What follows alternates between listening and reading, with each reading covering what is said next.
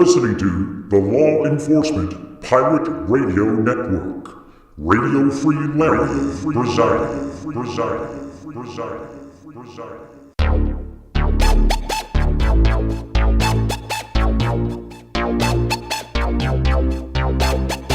You can run, but you can't hide.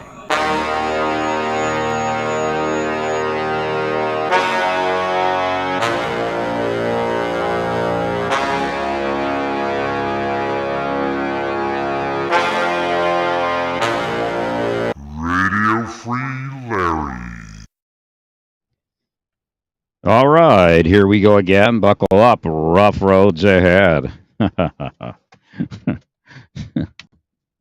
We're at Naples, Florida.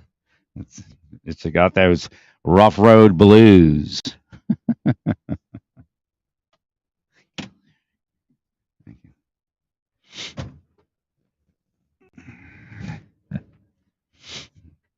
They've had quite a few plagues over the years.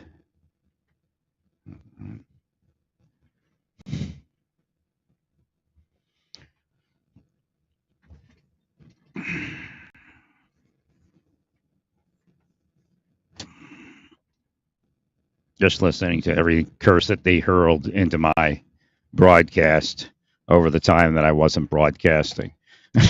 Because now they're going blue, blue, blue, blue. They're all popping up. Thank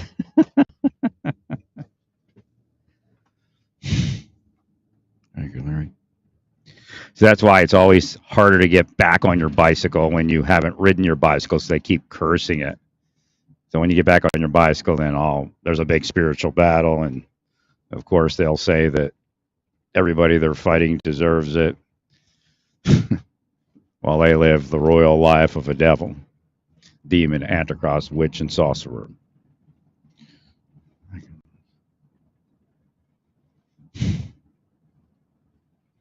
But that's how they get paid. But it's not all metaphysical. They're out about it, quote unquote. So you have to understand that officer, that news article, and it probably disappeared and they willed it away. Or maybe I can find the post later. It's kind of like a cost-benefit analysis. They were questioning the officer, and he apparently said something about, that they, risk versus something else. But what he's doing is he's explaining how they manipulate people into committing a sex crime. It's so natural in their mind that they forget that they're in court, and most people aren't going to say anything because they don't want it to happen to them. Anybody that knows it's going on wouldn't want it to happen to them, right, or their family. So essentially, they're using a cost-benefit analysis based upon psychological torture.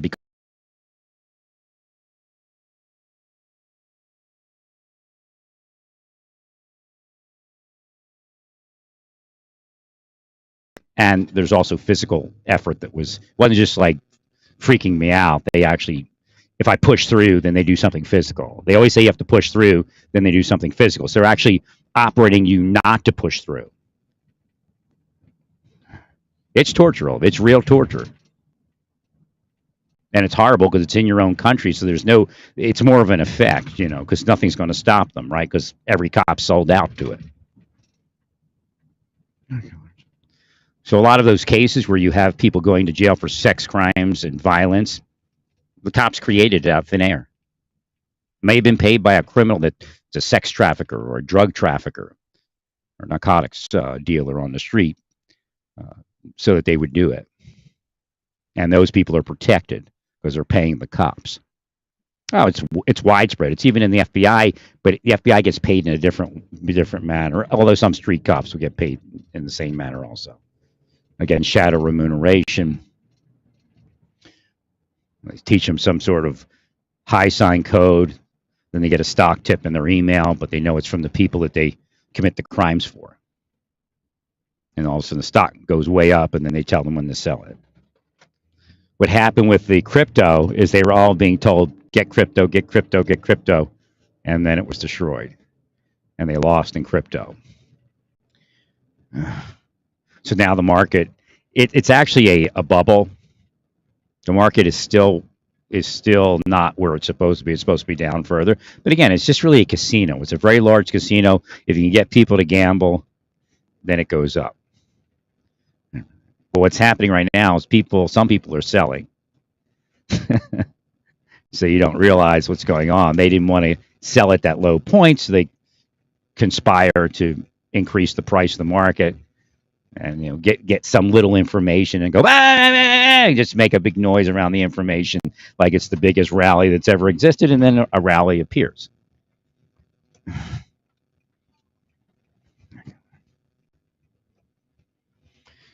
So that's what's actually going on. That could just go at any moment.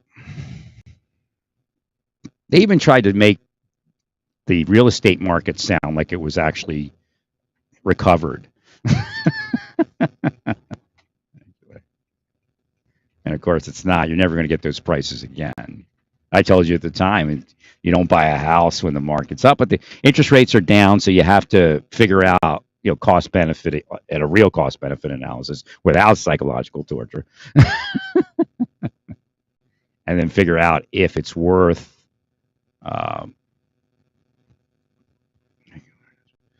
purchasing, because there's the actual time that you buy is when the interest rates are down before the prices go up, right? And then the next window would be when the prices drop, when the interest rates go up. Right? Those are the only two windows when you're supposed to buy. Now, if you're in it for the long haul, there's a higher price you can pay and a higher interest rate you can pay, because you're just going to kind of flip the house at a certain point, even though it's 10 years down the road, right? But if you're in for the long haul, you can't really, it's like the stock market. If it's your retirement, you really can't look at it. I mean, yeah, there are the ups and downs, but you really can't look at it because you don't know what it's going to be until you retire, right? Right. Well, I mean, yes and no. I mean, you have your ups and downs, and that's that, right? So if you're always going to be buying houses, it doesn't matter unless you're like got to buy a house in a year and then the prices all drop and the interest rates are high, and I guess that's not bad too. Again, if the prices drop below a certain point, like I said. So again, but you never buy when the interest rates are up and the properties are up. So again, you did get a deal on interest rates. It's just the question is, so the prices being down aren't really even a big deal. You may actually, if the price of your house drops, but it's your payment that you need to look at. What are you paying, and when you sell, what is the benefit there? Did it pay off? Right? Because you move into your next house and it's cheaper. You didn't lose. Right? You're not going to make on your house. The only time you really make a lot on a house is again when people have to sell. And then or foreclosures, right? I looked at a house in Cape Coral around 2011, I guess, or something like that. And that house, I would have purchased it within a couple of years. It doubled because it was at the low point, right? But I couldn't get to. They operated my mother. Psychologically operated her, and she just can't break through it. So, but even before this is how it works. Before they would try to kill me in government, where I might be able to get away from it, like go to my mother's, and like happened. And so what they did is they make sure they operate your family. That they can manipulate your family. That's what they do before they launch the final death knell. So again, it's very disgusting. It's very nasty, and no, their families are not off limits, not at all. And I'm not telling you to go beat up their family, but you're allowed to speak about their family. You're allowed to curse their family because they're physically acting out. They're committing felony crimes against their victims. That's why the law enforcement went from saying we can commit crimes based upon operational necessity. There's a cost benefit. There's all these analysis to go into it to saying, oh, we can just commit crimes because that's where they got to. They just commit crimes and they laugh about it. You say anything, then we'll commit a crime against you. What is that? Organized crime, racketeering, et cetera, and so forth. So is the Justice Department just in any way? No, not at all. They're racketeering, they're organized crime. But if you're going to kill another organized crime and racketeering boss, go right ahead and do it. I mean that, metaphysically, figuratively, right? I mean, you know better than they are. But again, it's like gang warfare.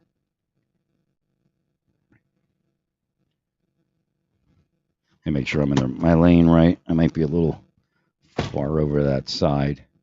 The woman just pulled in next to me. I'm at Walmart. I got to go buy some orange sauce. I don't feel like making it.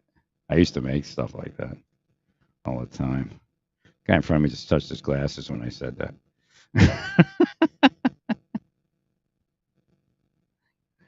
So it is what it is.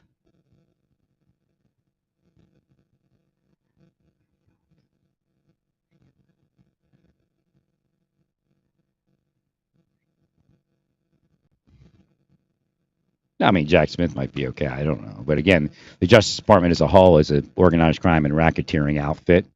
And so is the CIA. So is NSA. I mean, that's what they are. That's Blue Cross Blue Shield is that. Remember, when I was in physical therapy, they used Blue Cross Blue Shield to psychologically operate me away from ever going to physical therapy again. So what happened in Santa Fe was just a coup de grace.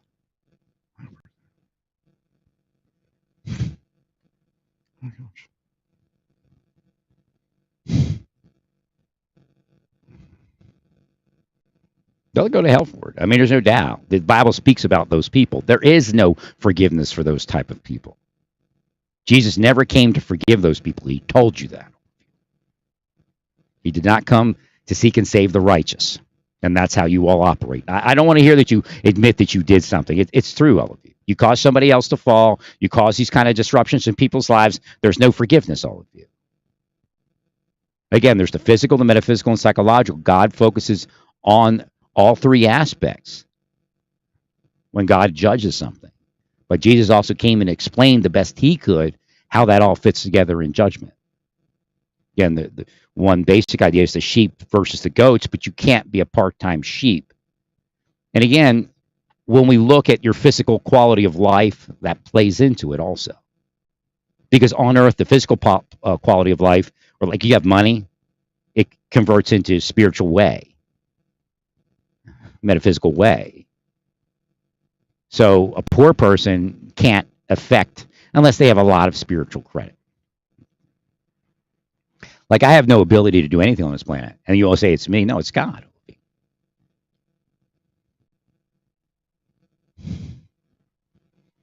And in fact, God had set my life up on several occasions like that house. And you all physically operated CIA spycraft criminally to cause my mother to go the other direction. But before I left the government years prior, you knew that you could do that to her. Meanwhile, Russians and Ukrainians, their crime bosses, are out there doing whatever they want in our nation, right? How much money does it cost them now? Because they're the people that the CIA and the FBI use against U.S. citizens, whether it's through their contractors or whichever direction they use to cause the contract hit to exist. So what does it cost them, huh? What are those mobsters making now? Stay tuned. More rough roads ahead to come. Well, praise God in all that you do. Stay peaceful. Praise God.